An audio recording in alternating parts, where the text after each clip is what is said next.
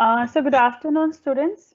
I hope आप सब बच्चे सेफ हैं, stay safe and stay healthy. So आजकल तो यही बोला जा रहा है सब जगह। चलिए बच्चे, अब हम अपनी क्लास को कंटिन्यू करते हैं। लास्ट टाइम हम लोगों ने यूनिट 4 कंप्लीट किया था।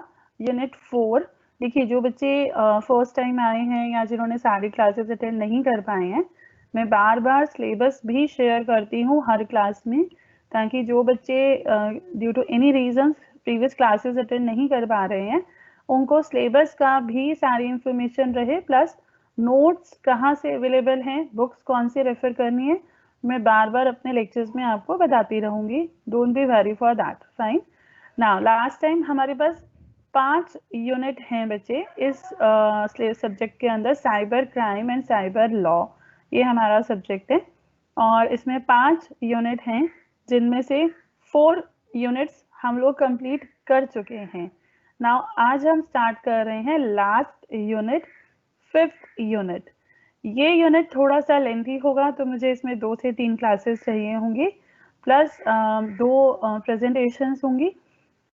और जो भी इसके डाउट्स हो बच्चे आप मुझे बता सकते हैं। आपका जो लास्ट ईयर का क्वेश्चन पेपर था, बिकॉज आप लोग CBCS मोड में SOL में फर्स्ट टाइम है, सो SOL का तो एज सच पेपर नहीं अवेलेबल होगा। मैं रेगुलर का पेपर आपके साथ शेयर करूंगी अपनी लास्ट क्लासेस में, सो दैट कि आपको एक आइडिया रहे कि किस तरीके का क्वेश्चंस हम लोगों के इस सब्जेक्ट में से पूछे जाते हैं। सो आई होप कि आपको वो हेल्पफुल रहेगा। अगर आपको उसके अलावा कोई भी डाउट रहेगा या कुछ भी पूछना होगा, so don't be worry for that बच्चे। एक ग्रुप बनाया हुआ है, आई होप, मैं उसमें शायद अभी ऐड नहीं हूँ, मैं ऐड हो जाऊंगी उसमें। एक बार जिस बच्चे ने भी ग्रुप बनाया था, प्लीज़ वो लिंक दोबारा से फॉरवर्ड कर दीजिएगा, नहीं तो मैं अपना नंबर आपको दूंगी, प्लीज़ आप उस नंबर पे करिएगा, सो दैट किसी भी बच्चे को कोई भी डाउट रहेगा तो वो मेरे साथ उस डाउट को मेरे से क्लियर कर सकता है regarding this subject, cyber crime cyber law. ठीक है, सो स्टार्ट करते हैं यूनिट 5, रेगुलेटरी फ्रेमवर्क। देखिए बच्चे, नाम है यूनिट का रेगुलेटरी फ्रेमवर्क। क्या है इसका मीनिंग? रेगुलेटरी मतलब क्या? सो बेसिकली हम लोग पढ़ रहे हैं cyber crime cyber law. That means वो क्राइम जो कन्वेंशनल क्राइम, कन्वेंशनल समझते हैं ना बच्चे, जैसे कि चोरी है या किसी को कोई भी फ्रॉड है, वो अगर आप ऑनलाइन तरीके से नहीं कर रहे हैं, नॉर्मल तरीके से कर रहे हैं, चोरी कर रहे हैं, तो वो आपका कन्वेंशनल क्राइम्स होते हैं, जो पहले हुआ कर अभी भी होते हैं, बट आज के टाइम में ऑनलाइन या साइबर क्राइम का बहुत ज़्यादा बढ़ गया है।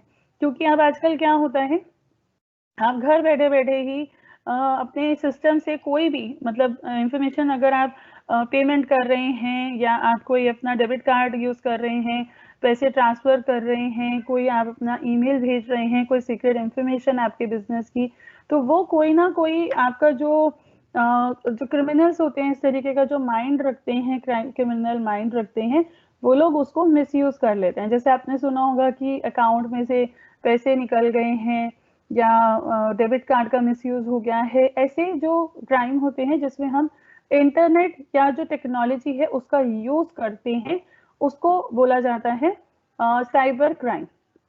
तो साइबर क्राइम को रोकने के लिए, साइबर क्राइम को, साइबर क्रिमिनल्स को पनिश करने के लिए बहुत सारे रूल्स रेगुलेशन बनाए जा रहे हैं, बनाए गए हैं अभी तक। तो वो कौन बनाता है बच्चे? अगर आपके साथ कोई इस तरीके का मिस हैपनिंग हो जाती है, किसी तरीके का साइबर क्राइम आपके साथ हो जाता है, कोई फ्रॉड हो जाता है, कोई आपका पेमेंट, कोई आपकी इंफॉर्मेशन, कोई आपका डॉक्यूमेंट, जो जो लोग बिजनेस में होते हैं या जिनका ऑनलाइन ट्रांजेक्शन्स होती हैं, उनका साथ अगर कोई भी इस तरीके का मिस हैपनिंग हो जाता है, सो कहाँ उनको कंप्लेंट करनी चाहिए, किस तरीके से उनको अपने डॉक्यूमेंट्स को सिक्योर करना चाहिए, अपने आप को सिक्योर रखना चाहिए from these type of cyber crime cyber criminals. तो कौन ये रूल्स एंड रेगुलेशन बना रहा है, कौन पॉलिसीज बना रहा है, किसको कंप्लेन करना है, किस तरीके से प्रोसेस होगा, ये हमारे इस यूनिट में हमें पता लगेगा, ये हमारा इस यूनिट में टॉपिक रहेगा। सो चलिए स्टार्ट करते हैं। ये देखिए बच्चे, बेसिकली इस प्रेजेंटेशन में मैं जो टॉपिक कवर करने वाली हूँ वो है regulatory framework regulations of certifying authority. अभी आप बच्चों को शायद सर्टिफाइंग अथॉरिटी का मीनिंग समझ नहीं आएगा, आपको लगेगा ये सर्टिफाइंग अथॉरिटी क्या है, ये मैं आगे आपको समझाऊंगी। हालांकि मैंने कुछ प्रीवियस यूनिट्स में सर्टिफाइंग अथॉरिटी की डेफिनेशन शेयर की थी अपने प्रेजेंटेशन में। So regulatory framework regulations of certifying authority, जिसके अंडर में हम कवर करेंगे appointment and functions of controller.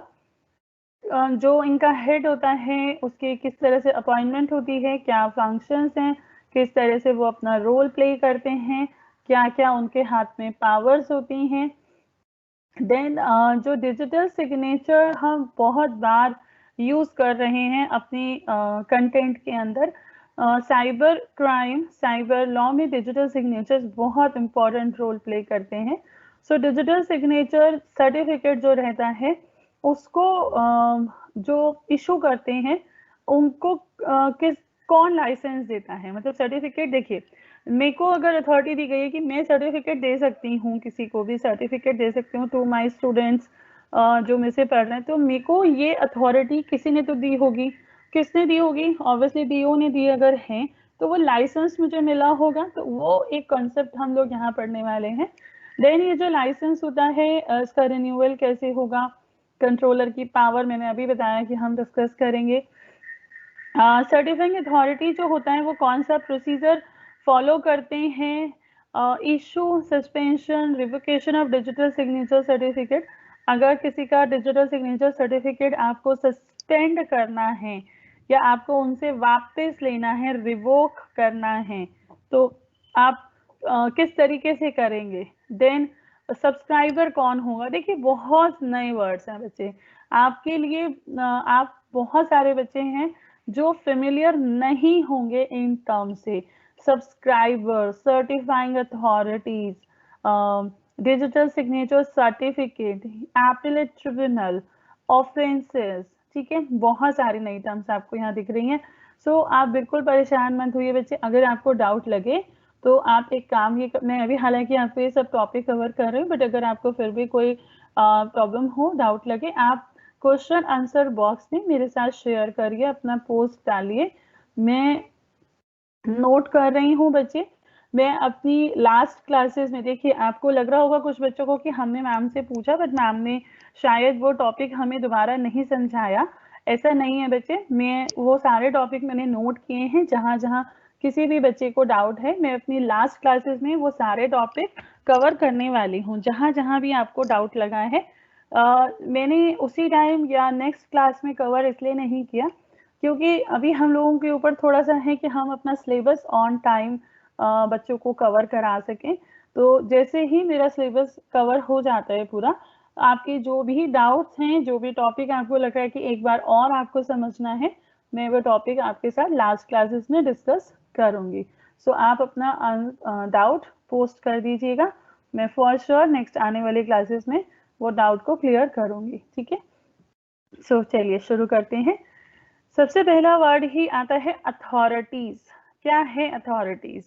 Certifying authorities अभी हमने देखा बच्चे, मैंने आपके साथ बताया कि सर्टिफाइंग अथॉरिटीज हैं।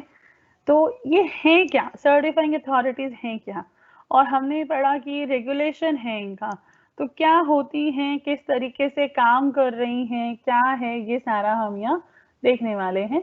The success of sending end verifying secure digitally signed electronic message. देखिए एक ही लाइन है बट बहुत ध्यान से समझना होगा। Success of sending end verifying secure digitally signed electronic message is contingent upon the presence of a robust infrastructure known as public key infrastructure। देखिए बच्चे, जो डिजिटली साइंड इलेक्ट्रॉनिक मैसेज है, जब हम इलेक्ट्रॉनिक मैसेज या इलेक्ट्रॉनिक डॉक्यूमेंट सेंड कर रहे हैं, रिसीव कर रहे हैं, तो कैसे पता लग रहा है कि वो सिक्योर जो हम हैं वो प्रॉपरली सिक्योर है, प्रॉपरली अथेंटिकेट है, जिस अथॉरिटी से वो आना चाहिए, जिस अथॉरिटी का साइन होना चाहिए वो है। तो बेसिकली ये जो एक फैक्टर है, कैसे पता लगेगा? सो ये पता लगता है on the presence of a robust infrastructure which is known as public key infrastructure, public key, PKI, ठीक है। सो बेसिकली PKI है क्या बच्चे?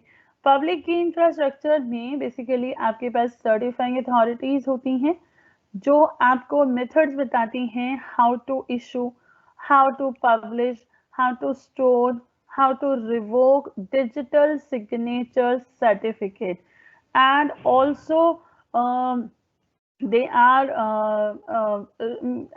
मतलब they are telling you about the different certifying authorities.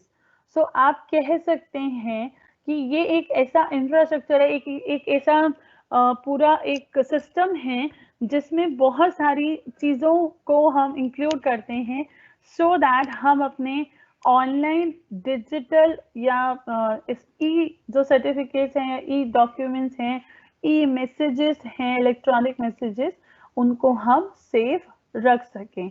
So PKI, public key infrastructure, this is very important here, समझना इसको बहुत जरूरी है।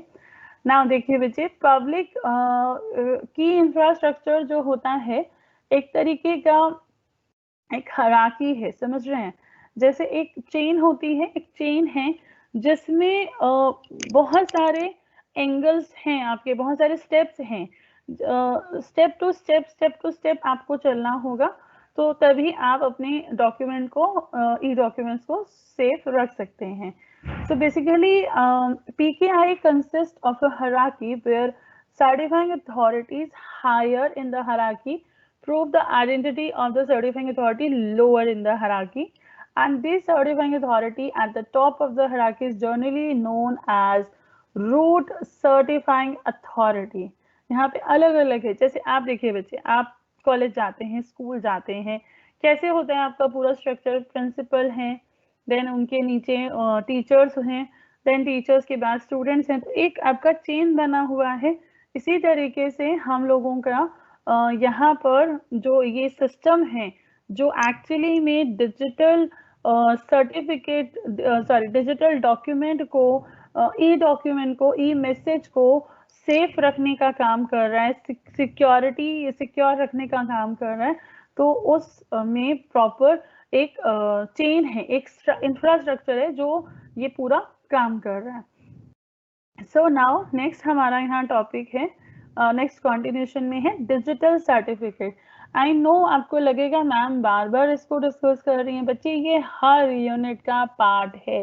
मैंने आपको सिलेबस दिखाया था, मैं इस आज भी सिलेबस आपको शो करूंगी। जो बच्चे फर्स्ट टाइम हैं या जिन्होंने मिस किया होगा due to any reason, technical reasons, जब हम ऑनलाइन ले रहे होते तो टेक्निकल रीजंस भी एक बहुत बड़ा प्रॉब्लम क्रिएट करते हैं।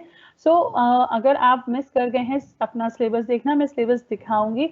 हर यूनिट के अंदर digital signature certificate, digital certificate, ये टर्म्स बार बार यूज हो रही हैं, इसीलिए मैं हर प्रेजेंटेशन में इसको ले रही हूँ। So digital certificates are digitally signed electronic record, कुछ नहीं है ये अलग से एक चीज। इट इज, देखिए, एक होता है डिजिटल सिग्नेचर सर्टिफिकेट, एक है डिजिटल सर्टिफिकेट, दोनों अलग चीज होती है बच्चे, ठीक है। तो ये जो है ये है digital certificate, these are digitally मतलब कैसे होता है? अभी मेरे को साइन करना, मैं एक पेपर पे साइन कर सकती हूँ, very easy, anybody can do. मुझे अगर ऑनलाइन साइन करना तो क्या मैं स्क्रीन पे साइन करूंगी? नहीं, ऐसा नहीं होता ना। तो कैसे साइन होगा? इलेक्ट्रॉनिक रिकॉर्ड्स आप कैसे साइन करेंगे? कैसे पता लगेगा कि कोई एप्लीकेशन, कोई डॉक्यूमेंट मैंने ही बनाया है, मैंने क्रिएट किया है, मेरे बिहाफ पे लिखा गया है, मैंने लिखा है? तो कैसे पता लगेगा? तो वो मेरे साइन से पता लगेगा, बट वो होंगे कैसे? तो उसी चीज को हम बार बार यहाँ पर डिस्कस कर रहे हैं। सो सबसे पहले समझते हैं digital certificate. These are digitally signed electronic records. E record है तभी डिजिटली साइन है, अगर ई नहीं होता, नॉर्मल फॉर्म में होता तो ऑब्वियसली नॉर्मल साइन होते, which verify that the holders of a public and private key are who they claim to be. So digital certificates जो होते हैं बच्चे, वो डिजिटली साइंड इलेक्ट्रॉनिक रिकॉर्ड्स होते हैं जो वेरीफाई करते हैं कि which verify that the holder of a public and private key who they claim to be. बहुत बार मैंने ये टर्म्स डिस्कस करी हैं।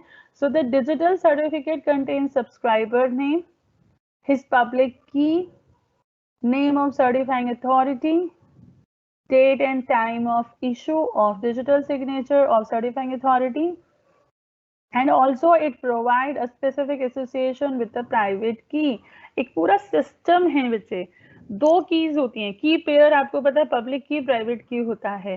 सो एक पूरा सिस्टम है जो कीज इशू कर रहा है, जो आपको अथॉरिटी दे रहा है, सब्सक्राइबर का नाम होगा, उसकी की होगी, किस किस अथॉरिटी ने इशू किया है, कब किया है, प्राइवेट की किसके पास है, कौन अथॉराइज्ड पर्सन है। तो ये सारा जो एक सिस्टम है ये एक्चुअली पूरा यहाँ काम करता है ऑनलाइन सर्टिफिकेट, ऑनलाइन डॉक्यूमेंट्स को सेव रखने के लिए। जो थर्ड पार्टी होती है हमारी यहाँ पर, ट्रस्टेड थर्ड पार्टी जो होती है उसको हम बोलते हैं सर्टिफाइंग अथॉरिटी।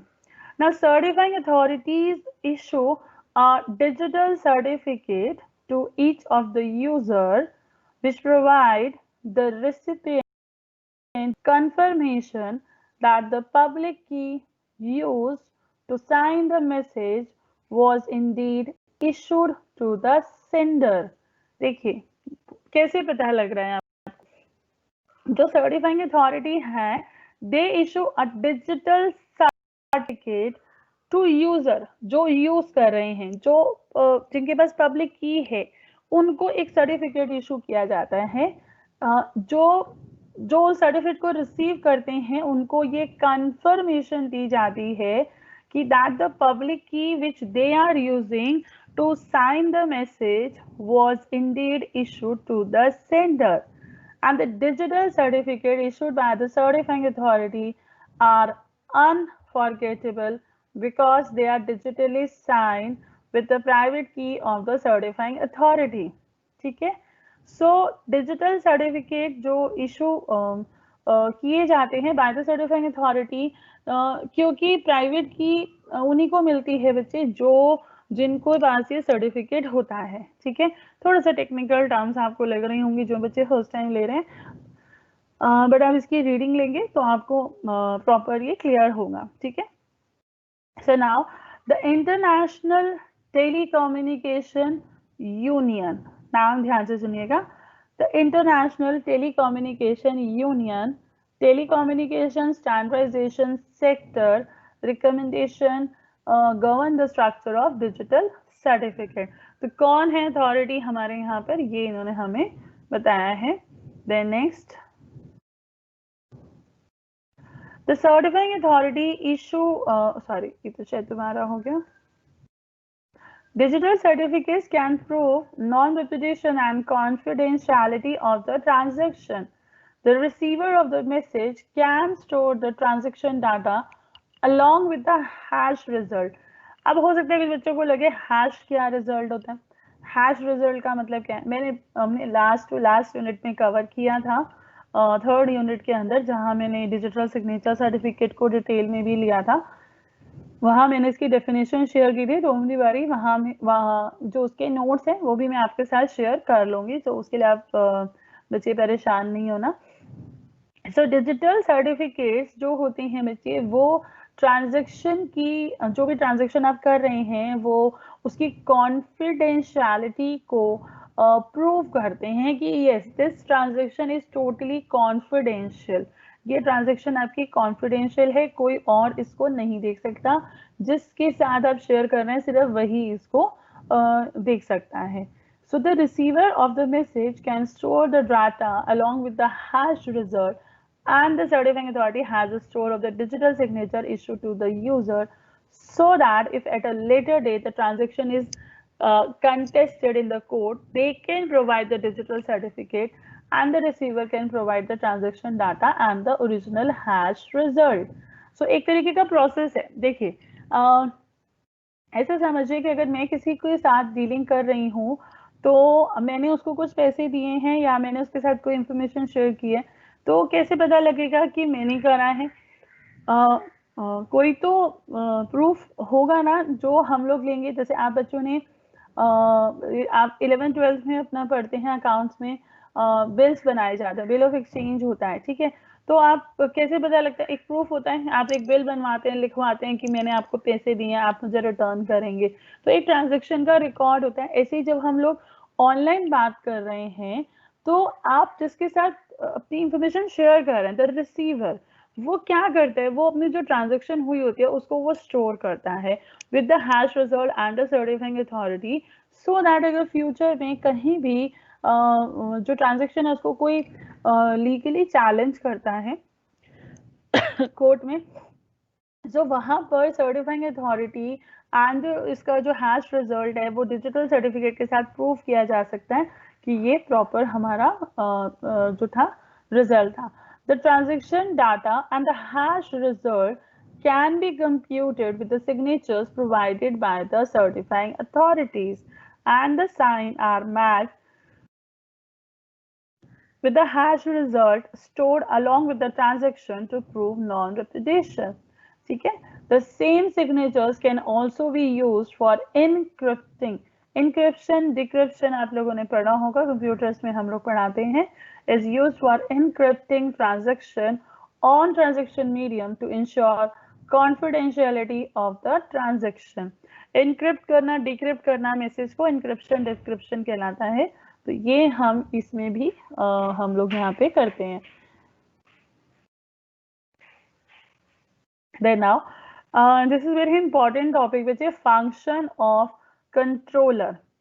कंट्रोलर कौन होता है, क्या उसके फंक्शन होते हैं, कैसे उसकी अपॉइंटमेंट होती है, ये हम यहाँ पर डिस्कस कर रहे हैं। So the provisions of appointment and function of controller are given in section 17 to 19 of IT Act. Information technology act आप बच्चों को मैंने बहुत बार बताया है, 2000 है, 2008 में अमेंडमेंट हुआ था, सो उसके बाद ITAA कहलाने लगा, ITAA 2008, ठीक है। तो इसके सेक्शन 17 to 19 में डिस्कस किया गया है about the provisions of appointment and functions of controller. क्या है, अब हम ये सुन लेते हैं बच्चे। Appointment of controller and other officers. Section 17 of the IT Act provides for the appointment of controller and other officers to regulate the certifying authority. Section 17 to 19 मैंने आपको बताया कि हमारा डील कर रहा है with the provisions of appointment and function of controller. Section 17 जो basically है, it provide for the appointment of controller and other officers, जो कैसे उनका अपॉइंटमेंट होगा, तो ये सारा हमें सेक्शन 17 में बताया गया है। Section 17 empower the central government to appoint the controller of the certifying authority and other officers. ये जो सेक्शन है बच्चे, ये सेंट्रल गवर्नमेंट को अथॉरिटी देता है, पावर देता है, उनको बताता है कि how they have to appoint, to whom they have to appoint, मतलब किसको कर सकते हो। ऐसा तो नहीं आप किसी को भी अपॉइंट करोगे, किसी भी पोस्ट पे किसी को अपॉइंट करने के लिए there are certain qualification, there are certain requirement. मतलब अगर मुझे एक टीचर बनना है, तो टीचर बनने के लिए I have to be some kind of qualification I have. So like अगर मुझे बोला जाए कि आपको PhD होना चाहिए, आपके पास मास्टर्स डिग्री होना चाहिए, या फिर आपके पास इतना एक्सपीरियंस होना चाहिए टीचिंग का, तो इस तरीके का रिक्वायरमेंट होना जरूरी होता है। तो इसी तरीके से सेंट्रल गवर्नमेंट को अथॉरिटी दी गई है सेक्शन 17 IT एक्ट के through, that they can appoint the controller of certifying authorities and other officers। ठीक है, अब उनके लिए क्या क्या रिक्वायरमेंट है, क्या होना चाहिए उस बंदे के पास, क्या इंफॉर्मेशन होनी चाहिए, वो सारा हम आगे देखते हैं। So as per IT amendment act 2008 section 17 is as follow, that appointment of controller and other officers, the central government may by notification in the official gazette appoint a controller of certifying authority for the purpose of this act and may also by the same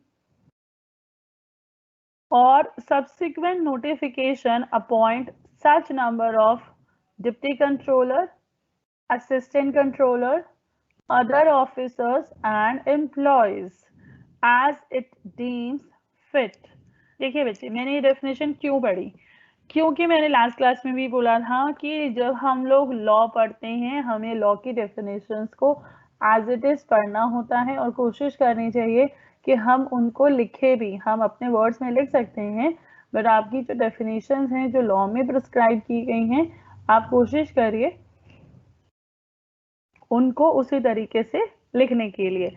so central government by notification in the official gazette, मैंने official gazette भी समझाया था कि official gazette क्या होता है. It's like a notification जिसमें दिया जाता है ना, जैसे न्यूज़पेपर होता है ना बच्चे, तो आप क्या करते हैं न्यूज़पेपर में आपको सारी इंफॉर्मेशन मिलती हैं, ऐसे ही गवर्नमेंट का एक गैजेट होता है जिसमें अगर गवर्नमेंट को कोई भी नोटिफिकेशन डालने हैं, कोई भी इंफॉर्मेशन देनी है तो वो ऑफिशियल गैजेट्स में पब्लिश होता है.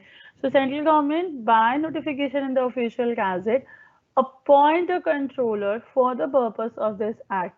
And अगर उनको लगता है कि if they feel that there is a requirement of deputy controller or the assistant controller or any other officers, employees, etc., then they can appoint. And the number कितना रखना है, कितने लोग रखने हैं, वो उनके ऊपर. And next, the controller shall discharge his functions under this act subject to the general control and direction of the central government. देखिए बच्चे, controller shall discharge his function under this act. जो इस एक्ट के अंदर उसको power दी गई है, उससे इंस्ट्रक्शन दी गई है, मतलब ऐसा तो नहीं कि कंट्रोलर अपॉइंट हो गया तो ही कैन डू एनीथिंग, नहीं ना. तो पावर डिफाइन की गई है, फंक्शंस डिफाइन किए गए हैं, उनकी एक लिमिट डिफाइन की गई है इस एक्ट में by the direction of the central government. So वहां पर उनको जो कंट्रोलर है, जो अदर ऑफिसर्स हैं, जो डिप्टी कंट्रोलर हैं, जो भी आपने अथॉरिटीज को अपॉइंट किया है, वो उन लिमिट्स के अंदर, उन पावर्स के अंदर अपना काम करेंगे. ठीक है, सर्टिफाइंग अथॉरिटी के कंट्रोलर. फाइन बच्चे, deputy controller and the assistant controller shall perform the functions assigned to them by the controller under the superintendence and control of controller.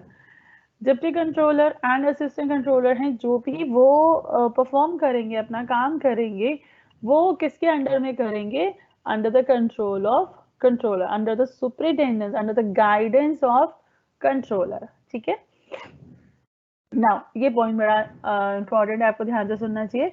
The qualifications, experience, terms and condition of service of controller, deputy controller, assistant controller, other officers employee shall be as may be prescribed by the central government. जैसे central government prescribe करेगी, जो qualification, जो experience, जो terms and condition उनकी service की, central government यहाँ पर prescribe करेगी. ठीक है, आई थिंक ये क्लियर है बच्चे. देखिए ऑब्वियसली यहाँ पर ऐसा नहीं कि सेंट्रल गवर्नमेंट का मन आएगा तो वो किसी को भी अपॉइंट करेंगे, ऐसा नहीं होता. There are certain already return होता है कि आप इन लोगों को अपॉइंट कर सकते हैं, इतना टर्म रहेगा, इतना इनका पावर रहेगा, बट वो सारा सेंट्रल गवर्नमेंट के हाथ में है.